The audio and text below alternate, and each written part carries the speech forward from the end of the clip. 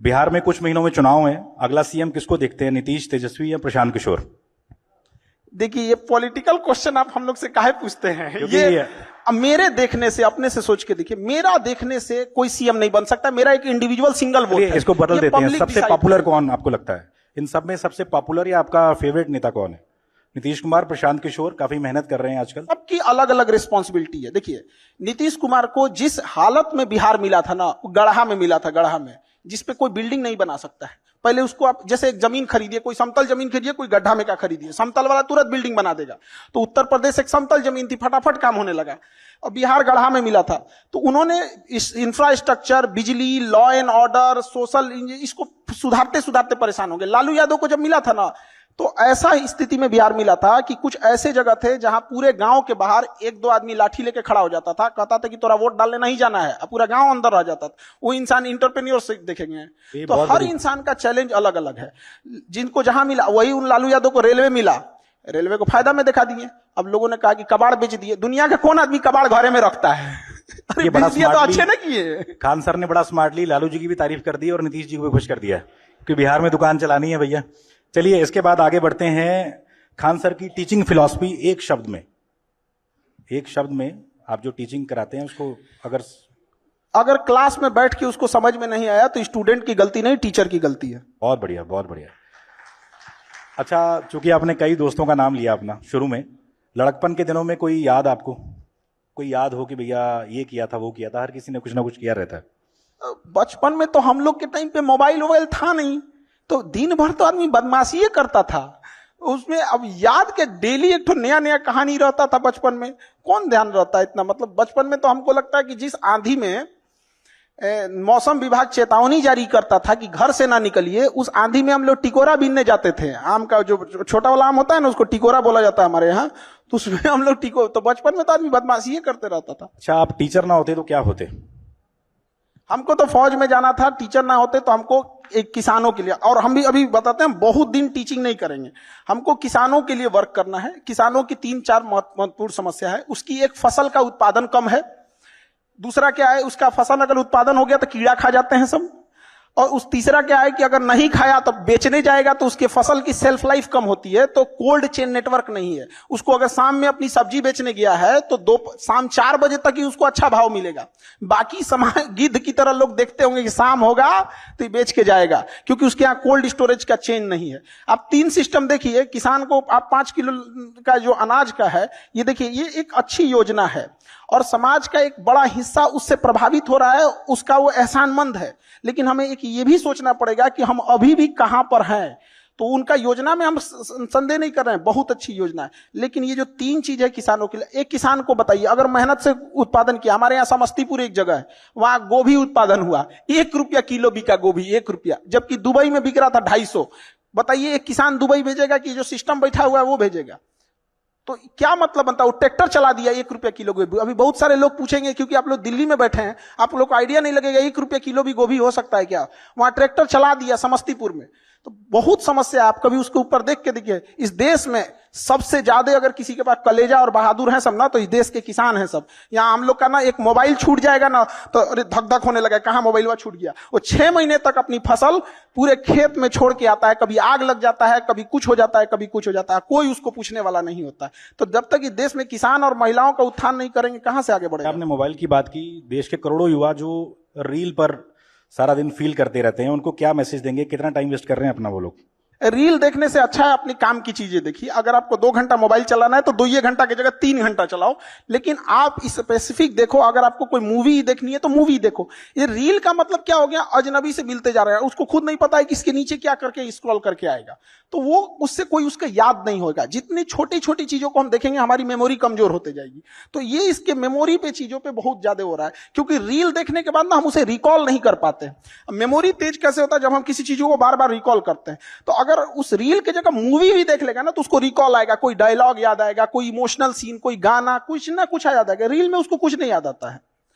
आप ऐसे समझिए कि हमारा दिमाग कितना शॉर्ट कर दिया है ये सोशल मीडिया ने, कि 20 सेकंड के रील पे भी ना ऊपर लिखा होता है वेट फॉर इंड। 20 सेकंड के रीलवा पे लिखा है इंड के लिए इंतजार करो। बाप रे बाप। अच्छा, काफी लोगों का सवाल था कि हजारों स्टूडेंट्स आपसे करंट अफेयर पढ़ते हैं, खान सर अपडेट होने के लिए क्या क्या पढ़ते हैं? वो कोई एक सोर्स से हम लोग नहीं पढ़ सकते हैं, कहीं कहीं जहां जहां से मिल जाता है आदमी वहां से उठा के पढ़ लिया। जैसे अमेरिका के बारे में पढ़ना है तो हम इंडियन न्यूज को पढ़ेंगे तो वो इंडियन एस्पेक्ट्स में दिखाएगा, बट वही अगर हम गार्जियन न्यूयॉर्क टाइम्स देख लेंगे तो वहां के हिसाब से दिखाएगा। और धीरे धीरे चीजें आदत हो जाती है। न्यूज में होता क्या चीज है, मतलब एक मेन चीज होती है, उसको घुमा फिरा के होते रहता है। अच्छा, कोई एक चीज जो आपको लगता है आज के स्टूडेंट्स को पता होनी ही चाहिए, कोई एक चीज? बहुत चीज पता होना चाहिए, एक चीज से क्या चीज हो जाएगा उसका, लेकिन हाँ एक चीज मतलब हम ये जरूर कहेंगे कि जो स्टूडेंट के अंदर ये चीज होती है ना कि हम इसको बाद में पढ़ लेंगे, बाद में रिवीजन कर लेंगे, हम अच्छे से इसे फेयर कर लेंगे, टाइम टेबल बना देंगे, इस सबको बहुत दिक्कत होने वाला आगे जाके। अभी नहीं तो कभी नहीं, जो आज करेगा वही कर सकता है। और बहुत परफेक्ट के चक्कर में नहीं पड़िएगा। स्टूडेंट सबको देखते हैं, एक बार फेयर करेंगे, एक बार रफ, कुछ नहीं मिला पढ़ना चालू करो, चाहे जैसे भी। टेबल सजाएगा, पानी बोतल रखेगा, फिर उसको पानी पिएगा, नमकीन खाएगा, पढ़ने से पहले फिर वॉशरूम जाएगा, फिर पानी पिएगा, पगला गया, बैठ जहां पढ़ना है पढ़ वहीं पे। अच्छा, कोई आप स्टूडेंट्स की बात कर रहे हैं, सबसे अतरंगी सवाल जो किसी स्टूडेंट ने आज तक आपसे पूछा हो, कुछ याद हो आपको कोई किस्सा, किसी स्टूडेंट का सवाल? डेली 2-4 ठो अतरंगी आते ही रहता है सब यहाँ पे। हाल फिलहाल का बताइए। एक बार हम ज्योग्राफी पढ़ा रहे थे, नर्मदा नदी, गंगा नदी, तो एक स्टूडेंट आया, कहा कि सर ये नर्मदा नदी 2 नदी है क्या? हम कहे नहीं तो। कहते सर नाम देखिए ना, नर और मादा। हम कह रहे भाई साहब तू पागल कर देगा हम लोग को। अभी 1-2 दिन पहले तो हमेशा कुछ ना कुछ इस टाइप का आते रहेंगे। अच्छा, खान सर सबको डर लगता है, आपका सबसे बड़ा डर क्या है? किसी चीज से डर लगता है खान सर को?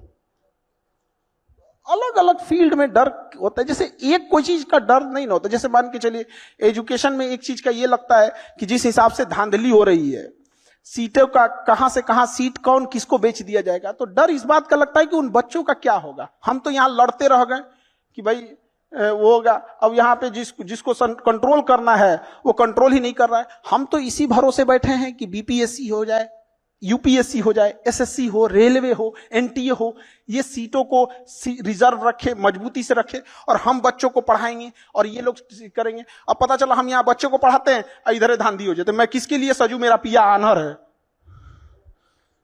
अच्छा, 10 साल बाद खान सर, तालियां बज रही हैं अभी। अच्छा, 10 साल बाद खान सर खुद को कहां देखते हैं? क्या क्या सपना है आपका जो आप सच करना चाहते हैं? हम लोग प्रेजेंट में जीते हैं, 10 साल बाद जिंदगी कहां होगी आज से 10 साल पहले किसी को नहीं पता था 2015 में कि 2025 में क्या हो जाएगा। तो बहुत ज्यादा का प्रोजेक्शन नहीं होना चाहिए। हमको बस इतना लगता है कि हाँ, इतना जरूर कहना चाहते हैं कि एजुकेशन आज से 10 साल बाद भी कोई ये बात जरूर याद रखेगा कि कोई इंसान था जिसने एजुकेशन के लिए हमेशा के लिए लड़ते रह गए। चाहे जितना बड़ा ऑफर हो जाए, चाहे कुछ भी हो जाए, एजुकेशन के लिए हमेशा बच्चों के लिए लड़े थे। आज भी गवर्नमेंट से लड़ना कितना टफ होता है तो आप लोग को तो यहाँ देखते होंगे, वहां पे बच्चों के लिए तो लड़ते लड़ते आदमी तो हमेशा उन्हीं के लिए रहेगा। अच्छा, आपको लगता है कि भारत को जो रिस्पेक्ट अब दी जा रही है पहले नहीं मिलती थी? चूंकि आप टीचर हैं, क्या लगता है कि दुनिया में अब ज्यादा भारतीय पासपोर्ट की धाक बड़ी है अब पहले से? पासपोर्ट का तो उतना नहीं कह सकते। एक चीज हम लोग को समझना पड़ेगा, ये जो अंग्रेज है सब ना, या दुनिया जो भी है, तो ये हम लोग का इतना बड़ा मार्केट है, 140 करोड़ लोग हैं, कि डरेंगे तो इनके बाप। नहीं तो जिस दिन हम लोग बहिष्कार कर देंगे ना, अभी हम लोग डरा नहीं पाए हैं, अभी वो खुदे डर रहा है।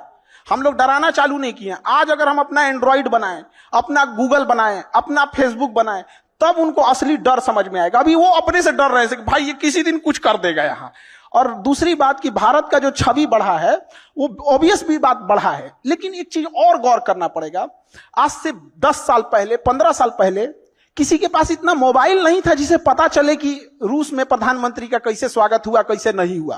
तो अभी जागरूकता बढ़ गई है। आज मोदी जी लैंड करते हैं तो दिख जाता है मोदी जी लैंड किए, उनको बस सैल्यूट दिया जाता है, दिख जाता है। लेकिन जब वही गुजराल साहब थे, अटल बिहारी वाजपेयी साहब थे, तो रिस्पेक्ट उनकी भी थी। वह व्यक्ति था जिसने अमेरिका के प्रधानमंत्री का फोन उठाने से पहले G20 भारत में अभी हो रहा है, G20 तब नहीं हुआ था।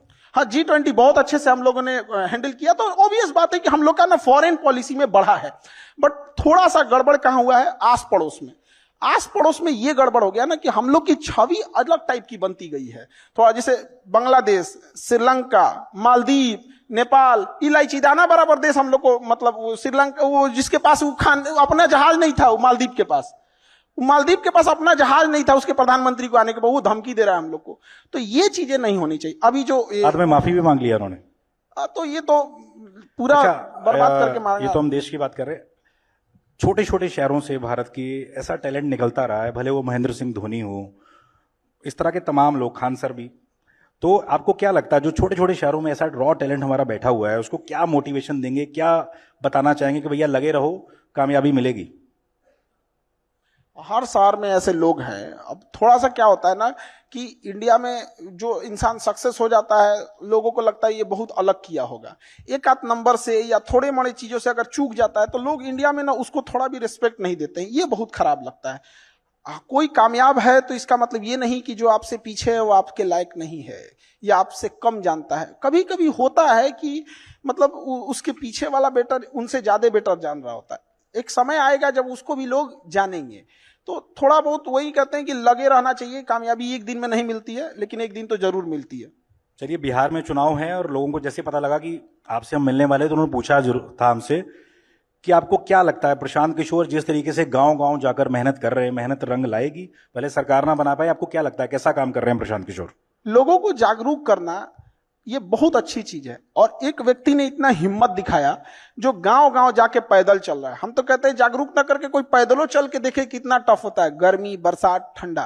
और क्या सिखा रहे हैं वो, लोगों को क्या कह रहे हैं, शिक्षा पे ध्यान दो, स्किल्ड पे ध्यान दो, यही सब चीज। ऐसा थोड़ी कर रहे हैं कि मतलब कोई गलत चीज सिखा रहे हैं। तो लोगों को जागरूक कर रहे हैं, बहुत अच्छा काम कर रहे हैं। उनको नतीजों में भी देखने को मिलेगा, उनको जरूर। अच्छा, कल को कहें कि भैया खान सर जुड़ जाओ हमारे साथ? आप लोग हमको ना, पता नहीं, हमको कभी कभी लगता है कि हम पढ़ा रहे हैं तो आप लोग हमको ये नहीं कहते हैं कि पढ़ाइए, बार बार हमको उधरे क्यों खींच के लेके जाते कि आप कह रहे हो बहुत अच्छा काम कर रहे हैं। चलिए, इन्होंने नीतीश तो मतलब हम क्या कहते, खराब काम कर रहे हैं। इन्होंने नीतीश जी की तारीफ कर दी, लालू की तारीफ कर दी, प्रशांत किशोर की तारीफ कर दी। बिहार में चुनाव है,